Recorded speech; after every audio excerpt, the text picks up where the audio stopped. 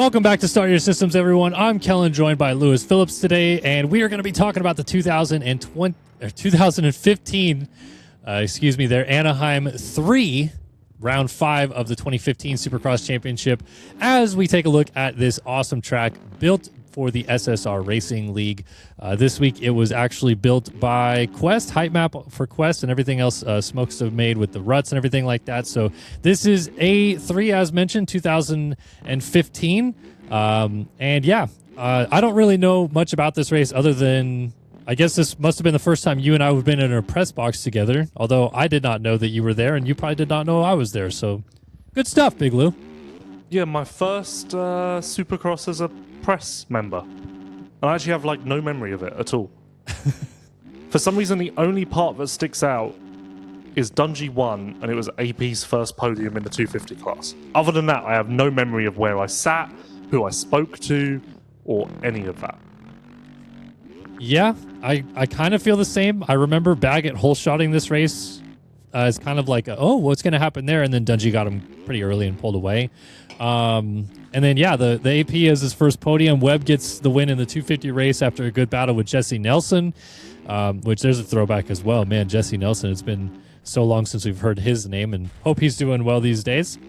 But, Coop championship leader wins, Dungey championship leader wins. I feel like this is a good synopsis compared to what we're going through in 2026 of how quickly championships can just turn into snoozers.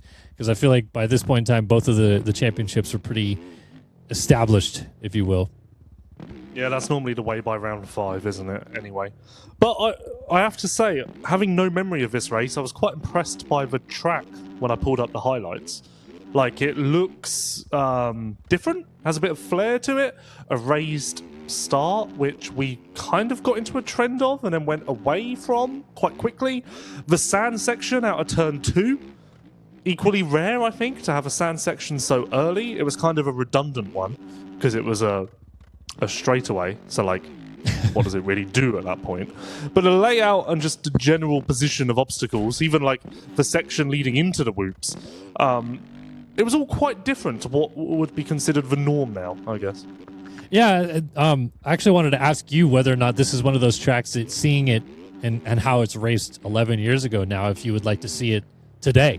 Would it be a fun track to see these guys race on today, or is it too much of a kind of cookie-cutter track of yesteryear that maybe we should think of some different stuff? Like you said, there's some cool stuff on this track, but also the same standard 3-foot, 5-foot singles kind of elsewhere. Well, yeah, it's cool, but I don't think it necessarily produced great racing. And that is actually one of my only memories of the race is 2015. As I said, my first race as press, it was the only Supercross I did that year. And I seem to remember leaving and being like, oh, that's a shame that I got a dud of a round. Yeah. Because that always is the way it goes. When you've got one race a year, you hope it's going to be a barn burner, but it's not always guaranteed. So I don't think, although the track looks cool, I don't think it necessarily produced any great racing. I mean, if anything, my one takeaway is I would like to see a sand turn put closer to the start again. I think that's quite cool, but yeah. Do you want raised starts again? Would it be cool to see a raised start, or is it? Doesn't do anything, does it? How would it work with the great? With the great, would it be better or worse? I feel like better. The great, it would cause guys to kind of wheelie down it. They would wheelie off the great and then have to push down. Yeah, which in turn would make it better because the great equalizes the start so much that the raised start, that would be where the technique comes in a little bit, So that's where guys who get a good jump could fumble and the opposite. I don't know. I mean, ultimately, I think it's a waste of dirt and it doesn't really do much. Yeah. Okay, so let's quickly talk about the results because I feel like we only glossed over it for the 250 class. But 450 class was won by Ryan Dungey. He had already taken the championship lead by this point away from Ken Roxon, who gets 4th in this race. Cole Seeley, 2nd. This is his rookie year, which is kind of crazy to think it's been that long since it was a rookie year for Cole Seeley. But yes, this was his rookie year. He starts 3rd, gets into 2nd, stays 2nd for much of the race. So good ride for him. And then, as per usual, Tomac and Roxon find each other on the track. You can go through any race in history. It seems like it happens a lot. And they end up in a battle for 3rd. So interesting that here we are 11 years later and they're battling for championship and race wins still. But early days for them in the 450 class back then. Yeah, honestly, as I said, a bit of a snoozer of a race and a bit of a snoozer of a results column. It did stand out to me, though, that Roxon, despite being on a Suzuki as he is now, his 2015 look much more iconic, I would say, than his current one. And I don't really know why that is. But looking at him, I was like, oh, yeah, I forgot how tricky he looks. But ultimately, same colour bike, same Fox gear, same Red Bull helmet. There isn't necessarily a reason for a difference, but I feel like there is a subtle change there. Well, to me, he's wearing extremely vibrant gear in this race, and I feel like that's a thing Fox has gone away from. Like, I don't really feel like Fox has super poppy gear anymore. Like, they have more sleek, stylish looks instead of I think it's coming at you stuff. I think they do, because there's been some bright stuff on PC guys especially, but maybe having PC has diluted the effect of it somewhat. Yeah, true. Because you see it more, so it doesn't stand out as much, you know? Yeah. Whereas, I mean, this stuff that Kenny's wearing is like leopard print with it like a bright yellow and like a deep blue across it with the leopard. It's crazy. It's yeah. I get what you mean though. I do feel like that look for him is more iconic than what he's on now. No disrespect to the Hep Suzuki boys or anything like that, but I feel like I'll remember those Kenny Suzuki days more fondly than these days for some reason. Well, just mainly because of the look. I mean, we're not talking results or anything, are we? No, you're right. I mean, he was in the championship hunt back then too, so it's kind of the same. Bit of a wash, if you will. So Trey Kennard and Chad Reed finished behind them. Baggett, who hole shot this race, was 7th. Barsha Anderson and Josh Hill inside of the top 10. This is actually like, I feel like 2015, this era after Villapoto retired, gets a rap of like meh depth. But Millsap Short were 11th and 12th. Chiz Weimer 14th and 15th. Brett Metcalf was 18th in this race. Josh Grant didn't finish. Like, I don't know. I feel like there's a pretty decent haul of talent in this main event for round 5. Yeah, I would agree. But then, in contrast, I don't think any of those names have necessarily stood the test of time as being still, I don't know what you'd say. I don't know how you'd put it. But it's because they didn't win very much. That's probably why. Yeah, maybe that's it. Yeah, like Millsaps did win, his handful of races, but Grant has 1 win, Short has 1 win, Hill has 1 win. Weimer never won a 450 main. So I think that's where you're coming from, is that like they were talented dudes, but they just never were really much of a factor, if you will. Yeah, no, that's exactly it. And then 250 class, as we mentioned, Webb, Nelson, Plessinger on the podium. Osborne, who caused a red flag in the first 250 start. He ran the gate over. Funny seeing. I do remember that, yes. Yeah, and so he ran the gate over, and they red flagged it, and they had to fix the gate. And so that caused a bit of a hiccup, but ends up 4th on the restart. Matt Bisceglia hole shot the main event and gets 5th. I mean, there's a name again, just where has he been? Actually, I know where he's at this point. Geico? Yeah, looks like it. Yep, Geico 250.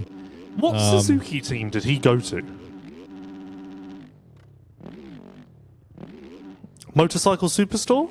Yes, that's it. Yep.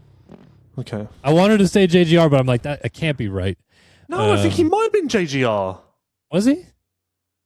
Maybe after the fact? Or was it maybe it wasn't that and then Motorcycle Superstore? Superstore. Oh, I think he was.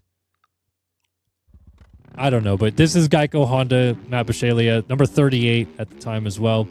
Shane McElrath, Josh Hansen, Justin Hill, Alex Martin, Cole Martinez, top 10. I feel like Cole Martinez, like if you go back and look at this list, there's Cole Martinez in this race. There's Zach Freeberg. There's some fairly noticeable names. They're like your Derek Kelly, Robbie Wagemans of that era. You know what I mean? I feel like Cole Martinez had a higher ceiling. Really? I don't know that the results would suggest that, though. Yeah, I don't know why I think that, but in my mind, I have Cole Martinez positivity or not. I don't want to use the word hype, but I do look at him more fondly.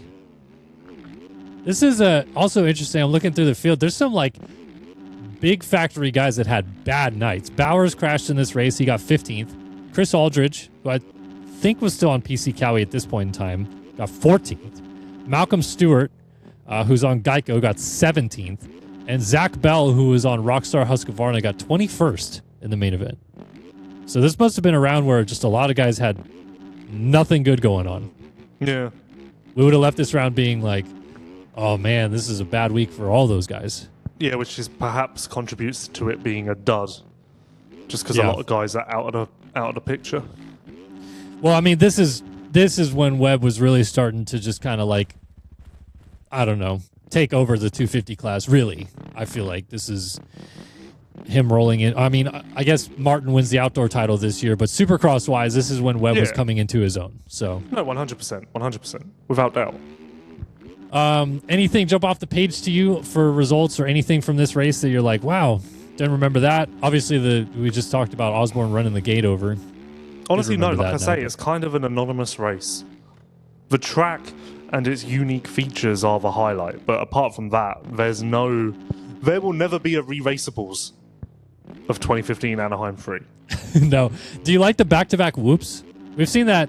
Yeah, last weirdly, year that was on my mind last night. I don't know why, but on my mind last night, I was like, we need to do that more. Yeah, because we saw it at MetLife last year, 2 years ago. Yeah, MetLife last year. Yeah, but one was skimmable and one was just clear jumpers, so it kind of wasn't quite it. But yeah, we need that more, because if you look at Arlington, most of the passes were made in a whoops, and I think that's what made me think it. Like, it would be cool if you just went into a 180 or even a right-hander and just hit another set of whoops to either neutralize the advantage that one guy previously made or double the jeopardy. Yeah, and what's interesting about this track design is that it's single table, single whoops, 180, whoops, single table, single. So it's like you're doing the exact same section but reverse coming out of the corner. Yeah. So I don't know. I think that's kind of a fun track design, like something where you just kind of reverse a section and go the other way. Yeah. I wonder if that would also work to do that every now and again. Yeah, I think there's some stuff from this you can take. Yep. All right, that is our recap / gameplay overview of the 2015 Anaheim 3 Supercross Round 5 of the championship. And again, thanks to the SSR track crew, Quest, Kells, Red Rider, Smokes, everybody that does the work behind the scenes over there. Appreciate you guys watching. And next week, we got 99 Anaheim 1 coming at you. So we're going to have another deep throwback. So stay tuned. Come back and watch that one with us next week. Thanks, Lou, for joining me again here today. And we'll see you guys next week.